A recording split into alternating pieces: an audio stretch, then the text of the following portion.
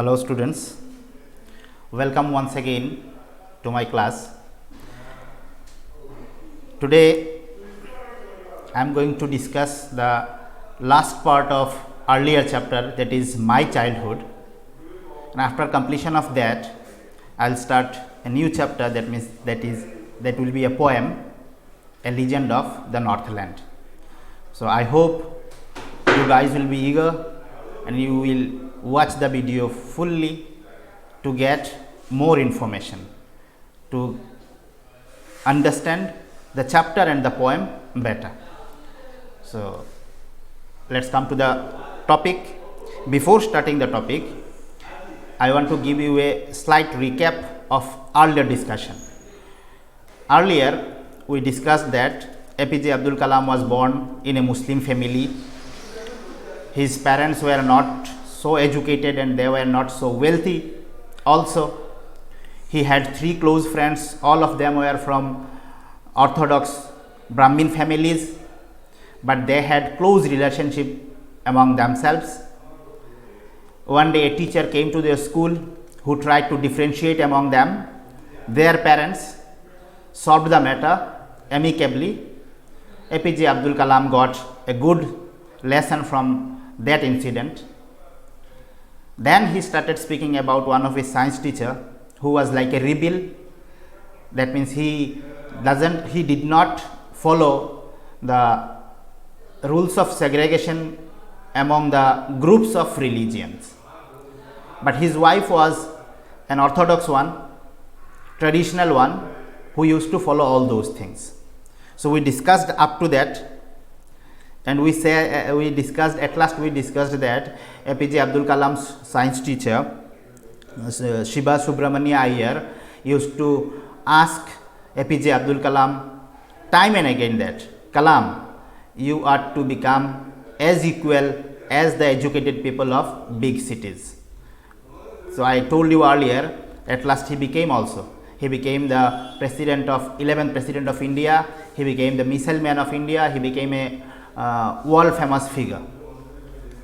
So there also Shiba Subramania Iyer's contribution is present, because Shiba Subramania Iyer realized that APJ Abdul Kalam had these capabilities and he can do better.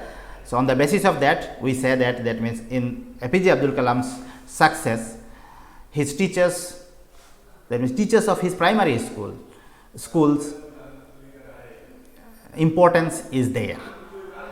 Among all other teachers, Shiba Subramania Iyer's importance is much more valuable than others, because he realized that APJ Abdul Kalam had this capability and who reflected it later on.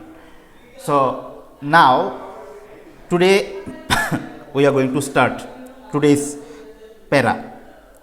One day he invited me to his home for a meal. His wife was horrified at the idea of a Muslim boy being invited to dine in her ritually pure kitchen. Shiba Subramania Iyer one day invited APJ Abdul Kalam to dine with him, that means to take his dinner with him in his home. And there in Rameshwaram, people used to dine inside their kitchen.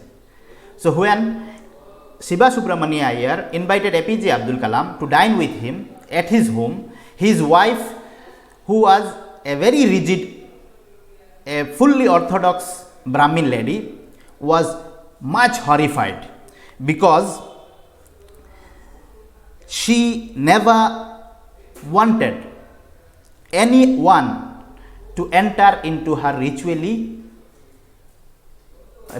perfect kitchen. It was her belief that if anybody accept her religion, anybody accept her group, enters into the kitchen, her religion, her rituals will be broken. So she was horrified with the decision of her husband that he has invited one of his students who was a Muslim boy. She refused to serve me in her kitchen. Then she said to her husband was very strict. I have invited my student and he will come. Then she said that, yes, you have invited, you serve him. I cannot serve him in my kitchen. I am allowing her you can take him to the kitchen, but I am not going to serve him. If you want to dine him with you, you serve him. Shiva Subramania Iyer was not perturbed, nor did he get angry with his wife. Listening to that, he was not disturbed. He was not feeling angry with his wife. Perturbed means what? Disturbed, feeling anxiety. So he did not feel anxiety, he did not feel angry with his wife. Listening to that, that means she was not going to serve APJ Abdul Kalam, but instead served me with his own hands and sat down beside me to eat his meal. APJ Abdul Kalam is saying that, listening to his wife, that she was not going to serve me, my teacher Shiva Subramania Iyer, he was not disturbed, he was not feeling anxiety, he was not angry also with his wife. Rather, what he did, he served me by his own hand, with his own hand, and he also sat beside me to take his own meal. His wife watched us from behind the kitchen door. Shiva Subramania Iyer's wife, she was watching everything what was going on inside the kitchen from behind the kitchen door. I wondered whether she had observed any difference in the way I ate rice, drank water, or cleaned the floor after the meal. I wondered, that means I was shocked, I was, that means a bit curious to know whether she had found any kind of differences in the way of my eating, in the way of my drinking water, and in the way of my cleaning the floor after taking meal. That means we all are we all are human beings. We eat rice, we drink water, we clean floor after taking meal. I also did so, and I was a bit curious to know whether she had found any difference between mine, that means a Muslim boy, and she was a Hindu Brahmin lady.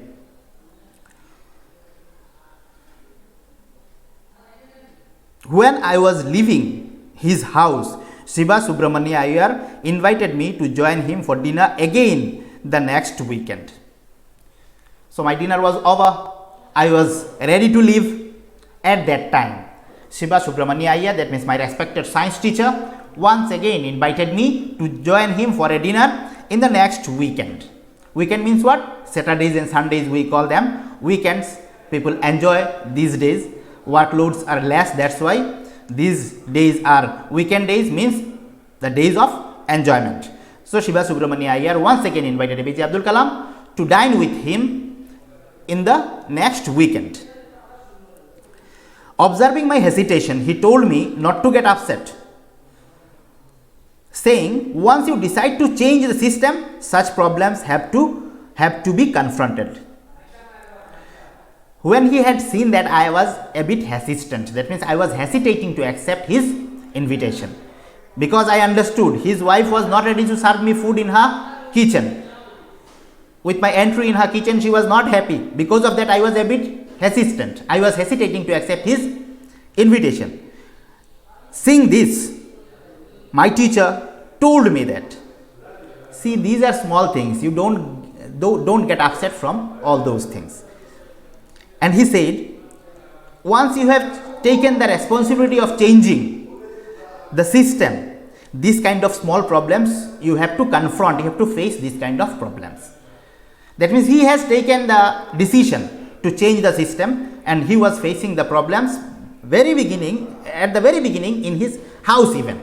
So he said, APJ Abdul Kalam, that if you decide to change the system, you have to face this kind of problems. It's nothing. That means you have to accept this as a normal thing, because you have to face them if you want to get the success in changing the rigid systems of the society.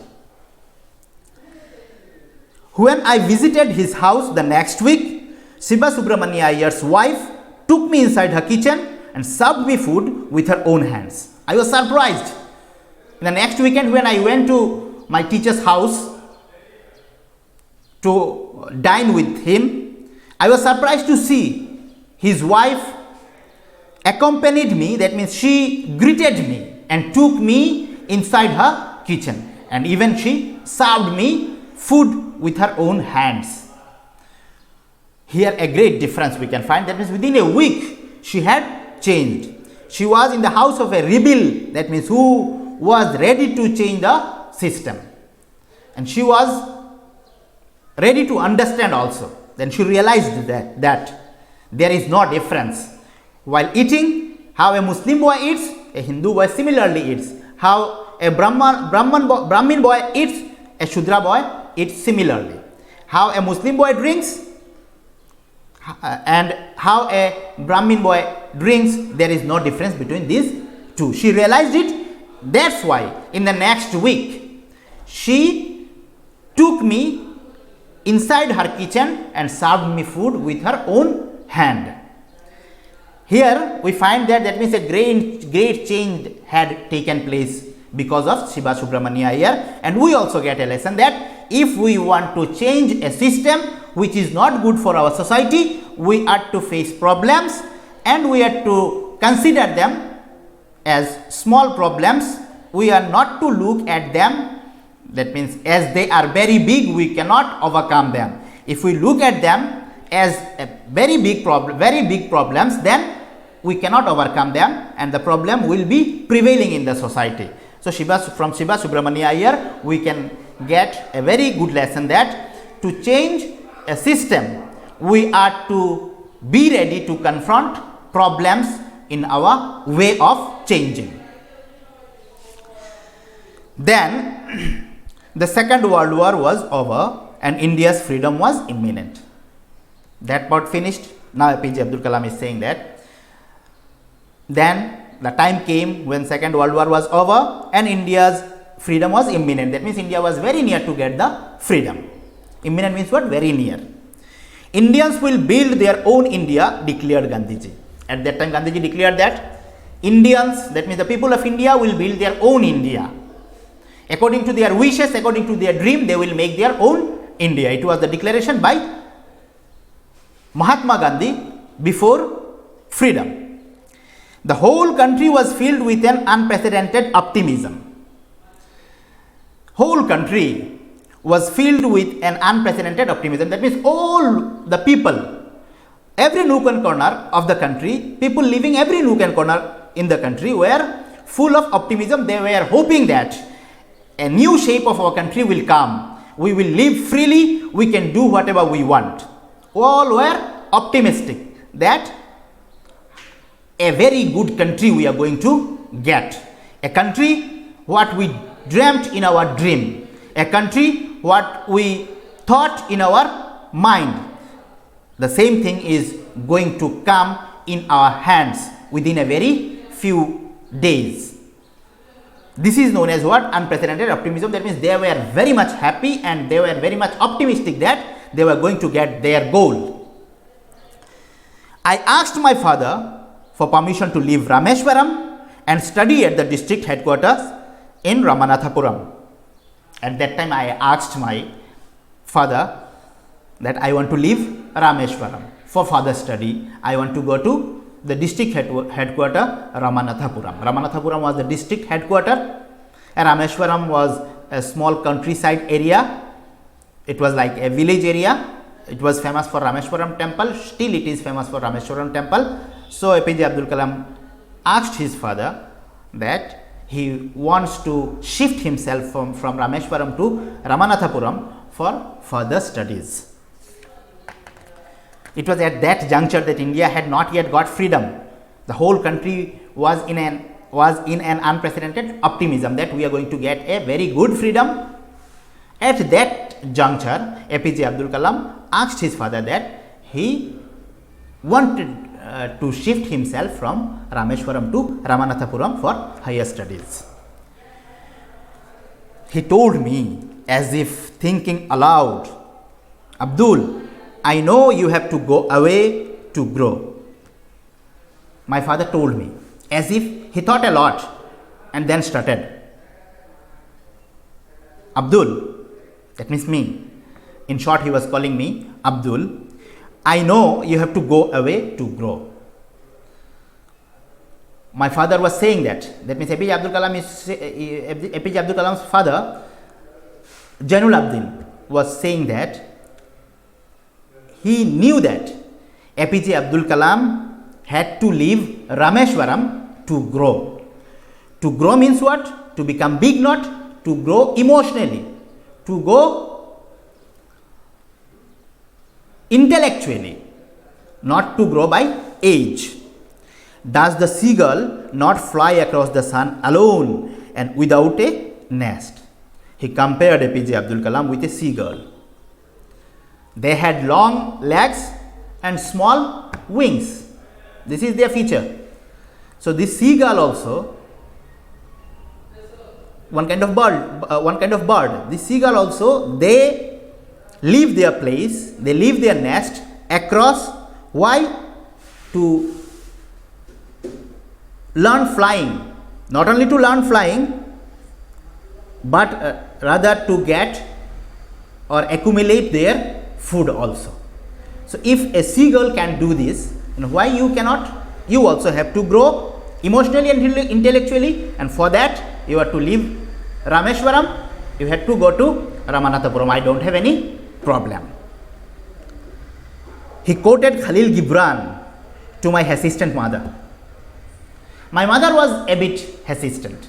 That means she was not fully willing to let me go to Ramanathapuram for further studies. She was hesitating. Looking towards that, my father quoted a few lines from the poem of an Urdu poet, Khalil Gibran. There he said, he was just telling the translated version of that. Your children are not your children, they are the sons and daughters of life longing for itself. Jainul Abdin was saying to his wife Ashiamma that your children are not your children. They are here in this world. Why? To live their own life. You cannot dictate their lives. They are here in this world to live their own life, and as parents we are to allow them to live their own life. They come through you but not from you. Yes, they have come to this world through you, but they are not from you. They are from God. They are from Allah. They are from Bhagwan. They are through you, but they are from not from God, Allah or Bhagwan, not from you. That's why you don't have the right to stop them from living their own lives. We are to allow them to live their own lives. You may give them your love, but not your thoughts. Very important thing. As your son, as your daughter, you can give your love to them, but you cannot have the right to impose your own thoughts in their minds. They have their own thinking, they have their own mind, and as parents we have to allow them to think themselves, to do anything according to their wishes, to live according to their wishes. Whatever they want, we have to allow them to do.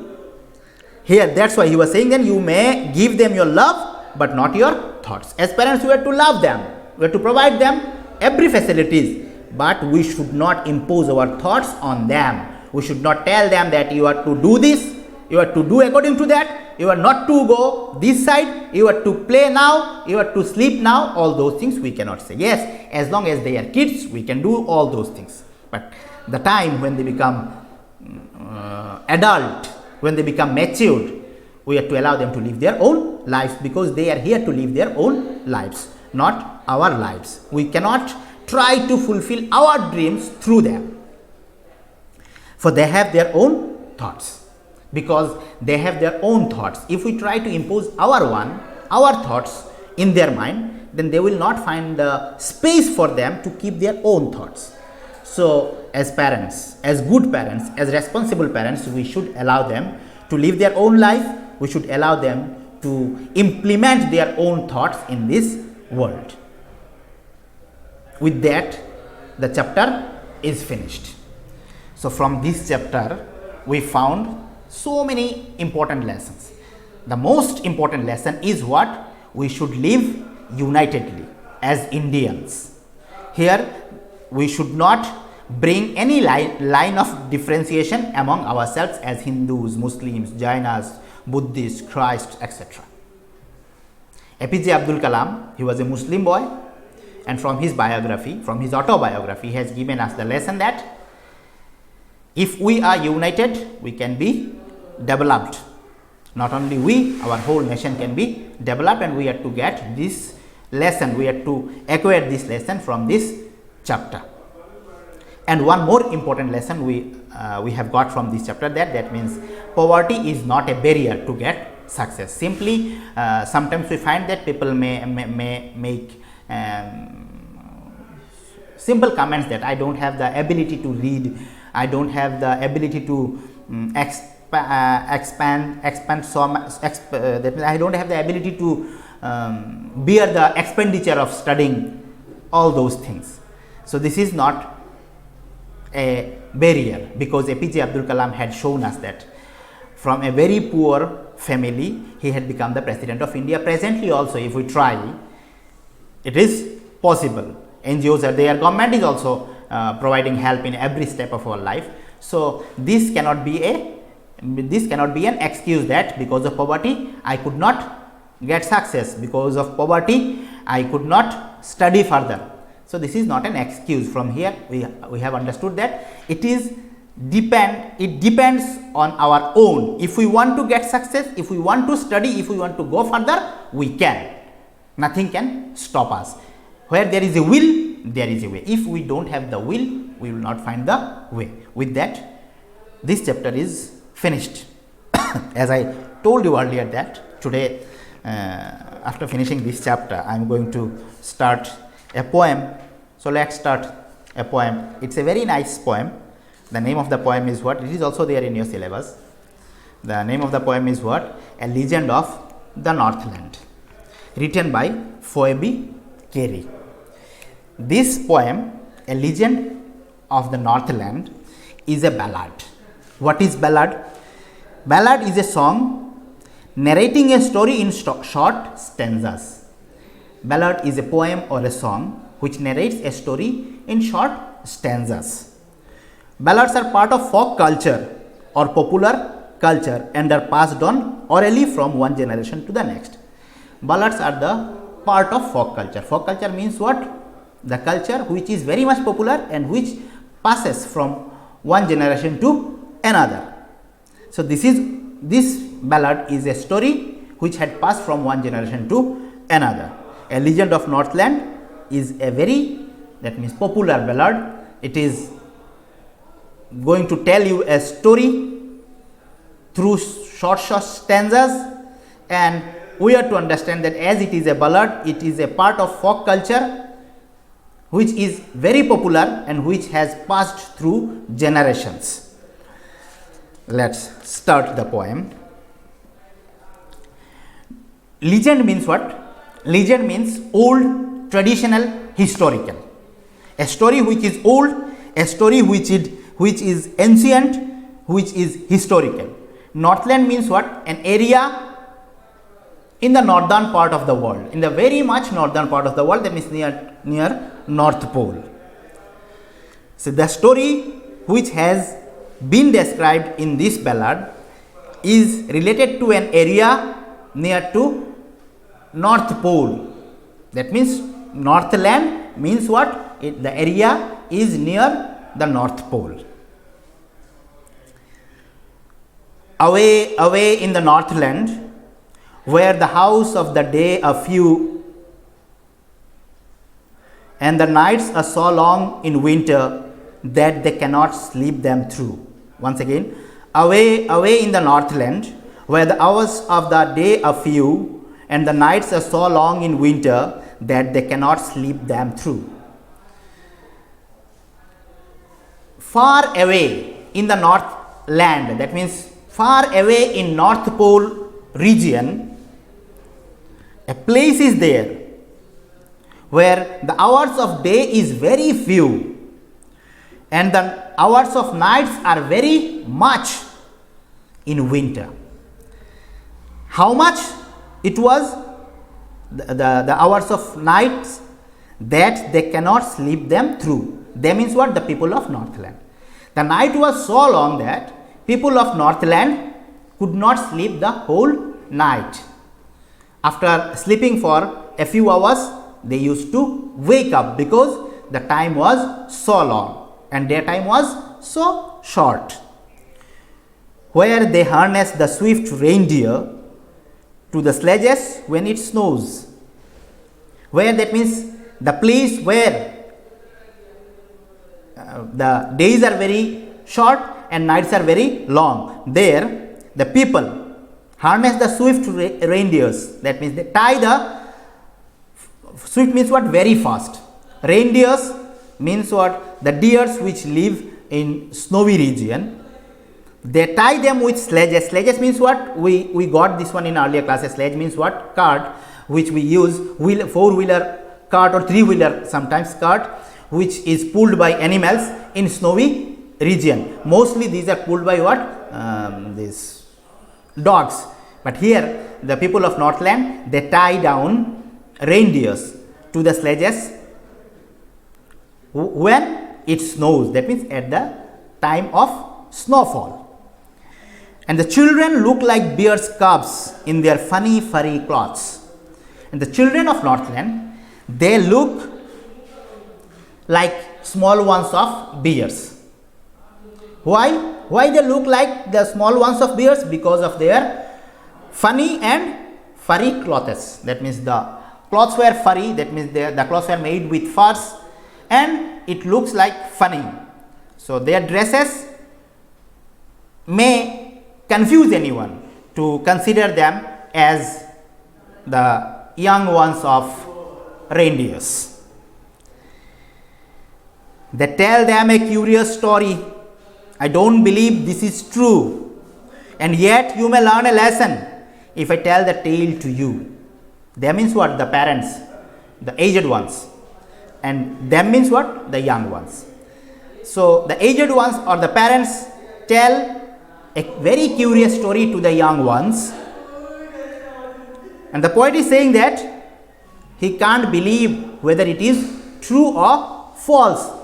That means he is telling about the story, whether the story was true or false. He can't believe it. He was not sure. And yet you may learn a lesson if I tell the tale to you. Though I am not sure whether this was true or false, then also I am going to tell you the story, because if you go through the story, that means if as reader, if you go through the story, there is an important lesson for you to learn from the poem. That's why the poet Phoebe Carey is going to tell us the story through this ballad. Once when the good Saint Peter lived in the world below and walked about it, preaching just as he did, you know. Once, upon a time, when good Saint Peter, an apostle of Christ, that means he was a follower of Christ, he came to the world for preaching. He used to walk whole world by preaching Christianity, and he used to did this one regularly. He came to the door of a cottage in traveling round the earth, where a little woman was making cakes and baking them on the hearth. So in the passage of his preaching, one day he came in front of the door of a small cottage. Cottage means what? A small house made of wood, and in a place where the habitation is very, that means far flung, where a little woman was making cakes, and he had seen that through the door. He had seen that a little woman was there in the house and she was making cakes and baking them on the hearth. Hearth means what? Fireplace. He had seen that the little woman was making cakes and she was baking the cakes on the fireplace.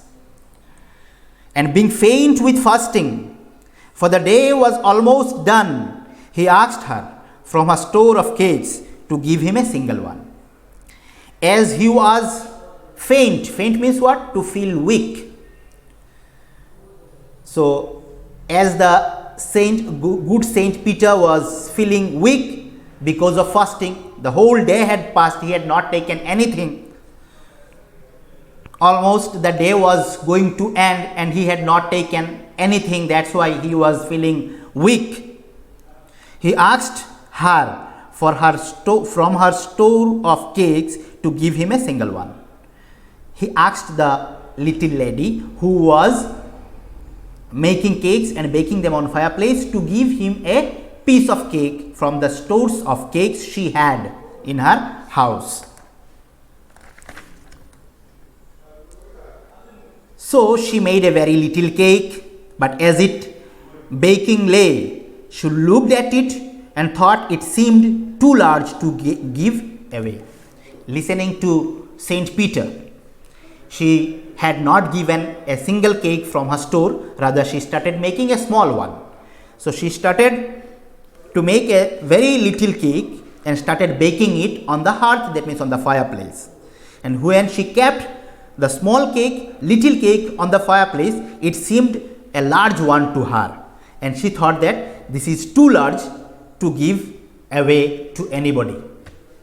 Therefore, she needed another and still a smaller one, but it looked, when she turned it over, as large as the first had done. So she first time she had started baking a small one, and when she started baking it, she found that it was too large to give away. So she had kept this one in her store, and once again she started making. That means therefore she needed another. She started making another. She had taken a small piece of duff and started to make a smaller cake than earlier one. But when she turned it over on the hearth, she found it was also as large as the first one had done.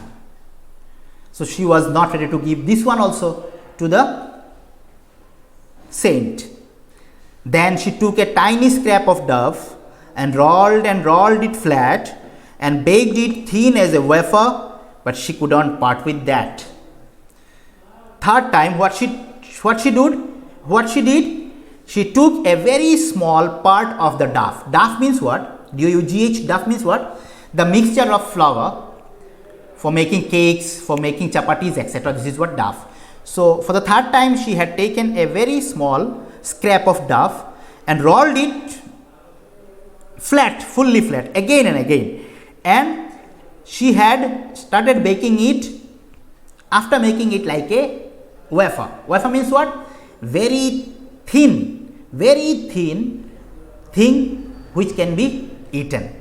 That means we make chapatis very thin. When we bake them, it becomes like wafer. Wafers we get in market also. Wafers are there. We find that means they are very thin. Small things are used and made also in a way that they are very light also and very thin also. So third time what she did, she took a very small scrap of duff, she rolled it again and again, and she baked it like a wafer. But then also she could not part with that.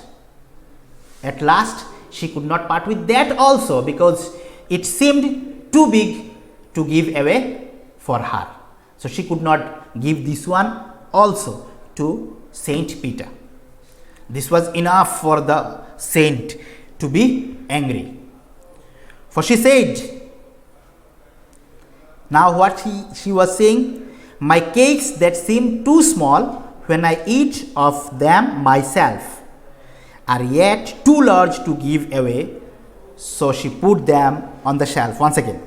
For she said, my cakes that seem too small when I eat of them myself are yet too large to give away. So she put them on the shelf.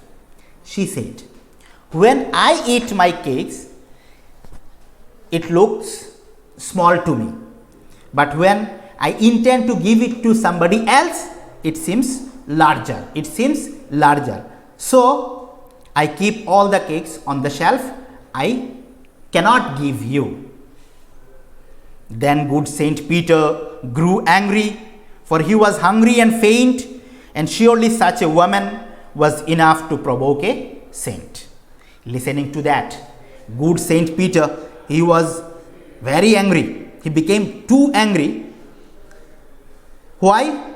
Two reasons are there. One, he has been waiting for something to get from the lady, and after a long gap of time, she was saying that I cannot give you anything. This was one reason. And another reason was what? He was hungry. For the whole day he had not taken anything. That's why also he became angry listening to the words of the lady.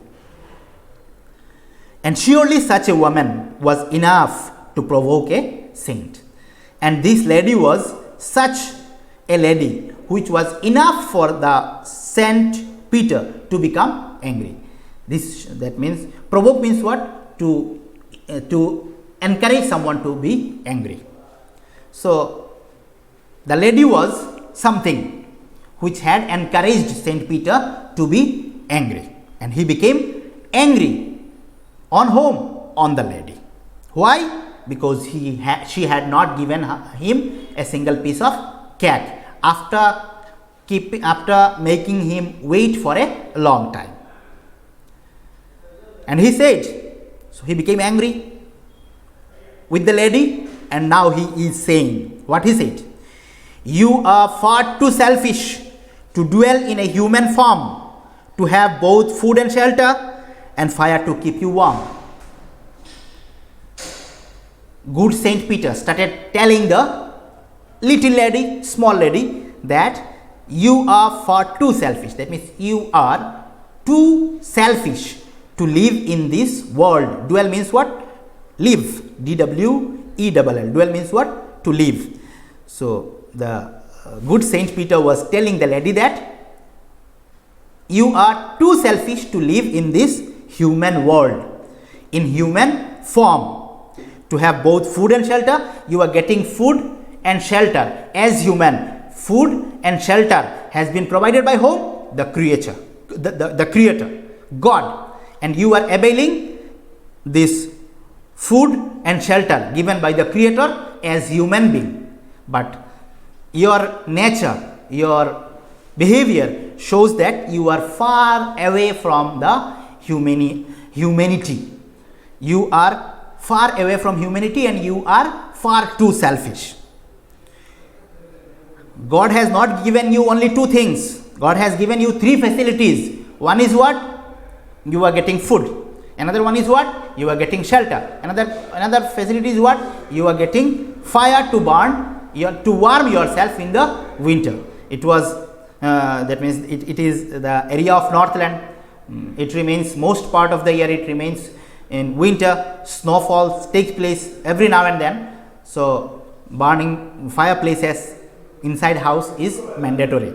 So here Peter, good Saint Peter is saying that you are far too away from humanity. You have not the right to live with human beings, and you are availing the facilities of food, shelter, and keeping fire in your house to warm yourself. This should not be there with you, as you are far away from humanity. You should not live with human beings. You are too selfish. Now you shall build as the birds do, and shall get your scanty food by boring and boring and boring all day in the hard, dry wood. Now onwards, Saint Peter, good Saint Peter is telling the woman that from now onwards, you have to build your house as birds. That means he was supposed to make her a bird. You have to build your house like a bird. That means you have to collect small things to make your house. You are, that means, not eligible to live in this cottage. And shall get your scanty food. You are to collect your scanty means what? Very little amount. You are to collect, you are to get your very little amount of food. You are to manage it. How? By boring and boring and boring. Boring means what? Digging. By digging and digging and digging. That means you are to dig. You are to work hard to get your food, to make your house. All day, where to dig? All day in the hard, dry wood. Whole day you are to dig. You are to do boring. Why? To get your food. To get your food, not to get your scanty food, and to make your house. This was a curse from good Saint Peter. That means he was cursing the lady to become an woodpecker. Woodpecker is a bird. It is common to us. We have seen that. This kind of birds we have seen, they used to bore in hard woods to make their nest and to collect their foods. So he had given the curse. He had already cursed the lady to become an woodpecker. Then up she went through the chimney, never speaking a word, and out of the top flew a woodpecker, for she was changed to a bird. Once again, listen to the poem. Then up she went through the chimney, never speaking a word, and out of the top flew a woodpecker, for she was changed to a bird. Then what happened? She did not get a chance to speak. Earlier she did not realize that that man was Saint Peter. Now when he cursed her, she did not get a chance to speak. She entered in the chimney of her kitchen. Through chimney she went, and outside the chimney what happened? A woodpecker flew away. That means she entered, the small lady entered in the chimney and went out of the chimney as an woodpecker, for she was changed to a bird, because the curse of Saint Peter had changed her into a bird, and she had been changed into bird because of her greediness. She was too greedy to share her foods with anyone. So this poem, the poet had already told us that in the second stanza that he does not know whether the story is true or false, but he knows one thing, that this story had a good message, and if we go through the story, we will get a lesson. So here we got the lesson. Some part of the lesson we already got that. That means the lady was very greedy, and because of that she had been cursed by the by the good Saint Peter. She had scarlet cap on her head, and that was left the same, but all the rest of her clothes were burned black as a coal in the flame. Now what happened? When she had been changed into a bird from a little woman, she had a scarlet cap. Scarlet means what? Reddish, red color. Anything with reddish color is scarlet. So she had a scarlet cap on her head. The time when she was baking her cake, the time she had been cursed by the good Saint Peter, she had a red color cap on her head, and that was left the same. So when she became an woodpecker, the red color cap remained as it was in her head, but the rest of the cloths, what was there in her body, they had been burned. How? That means they have been burned as coal burns in mines. Coal burns in flame. That means when we burn coals, it becomes too black. So like this, all the cloths have been burned and became black as coal in flames. But her scarlet cape, that means reddish color cape, remained same on her head. So from here we understood that she had become an woodpecker, because we find that means woodpecker's whole color of the body is totally black, and the woodpecker bird had a cap like something on the head, and the color of this cap like part is also red. So this is telling us that we can make an relation between the lady and the woodpecker. That means the curse of good Saint Peter changed the lady into an woodpecker bird. And every country schoolboy has seen her in the wood, when she lives in the tree till this very day, boring for food.